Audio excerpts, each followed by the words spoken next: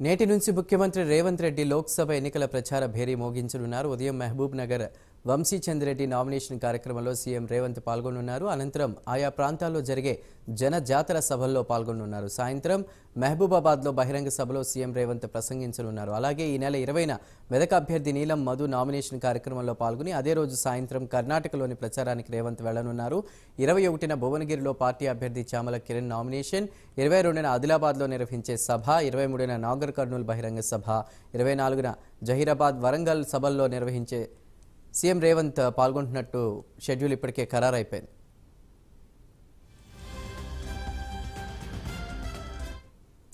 Right, ఇక వరుస సభలకి కూడా సీఎం రేవంత్ రెడ్డి హాజరు కాబోతున్నారు. పూర్తి సమాచారాన్ని మా ప్రతినిధి నాగేంద్ర అందిస్తారు. నాగేంద్ర.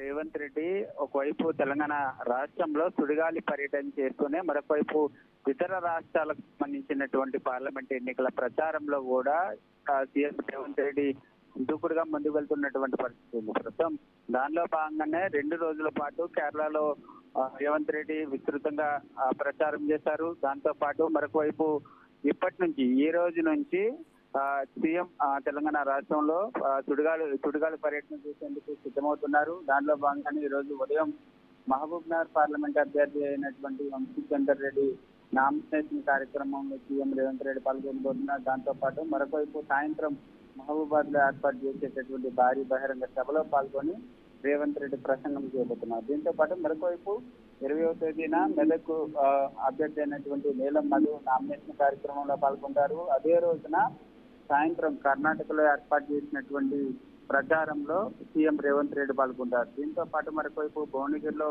21వ తేదీన పార్టీ అభ్యర్థి అయినటువంటి చామల కిరణ్ వేసేటటువంటి నామినేషన్ కార్యక్రమంలో పాల్గొంటారు. అనంతరం 22వ తేదీన ఆదిలాబాద్ లో నిర్వహించేటటువంటి బహిరంగ సభ, నాగర్ కర్నూలులో 23వ తేదీన నిర్వహించేటటువంటి బహిరంగ సభతో పాటు 24వ తేదీన ఉదయం జహీరాబాద్ లో, అదేవిధంగా సాయంత్రం వరంగల్ లో నిర్వహించేటటువంటి భారీ బహిరంగ సభల్లో సీఎం రేవంత్ రెడ్డి పాల్గొంటూ ఒకవైపు తెలంగాణ రాష్ట్రంలో 17 పార్లమెంటు నియోజకవర్గాల్లో జోరుగా ప్రచారం చేస్తూనే మరొకవైపు ఇతర రాష్ట్రాల్లో సైతం సీఎం రేవంత్ రెడ్డి ప్రచారం చేస్తున్నారు. ప్రచారం చేస్తున్నటువంటి సమయంలో ముఖ్యంగా ఒకవైపు కేరళ కానీ మరొక వైపు కర్ణాటకలో కానీ పెద్ద ఎత్తున ప్రచారం చేస్తూ అక్కడ ఉన్నటువంటి అంశాలన్నింటినీ కూడా ప్రజలకి తెలిసే విధంగా ఆయన ప్రసంగాలు ఉంటున్నటువంటి పరిస్థితి. తాజాగా ప్రస్తుతం తెలంగాణ రాష్ట్రంలో కూడా అదే స్థాయిలో ఒకవైపు బీజేపీ పైన మరొకవైపు బీఆర్ఎస్ పైన కూడా పెద్ద ఎత్తున భారీ బహిరంగ సభల్లో పాల్గొంటూనే ఆయన విమర్శించేటటువంటి అవకాశాలు అయితే కనిపిస్తున్నాయని చెప్పాలి.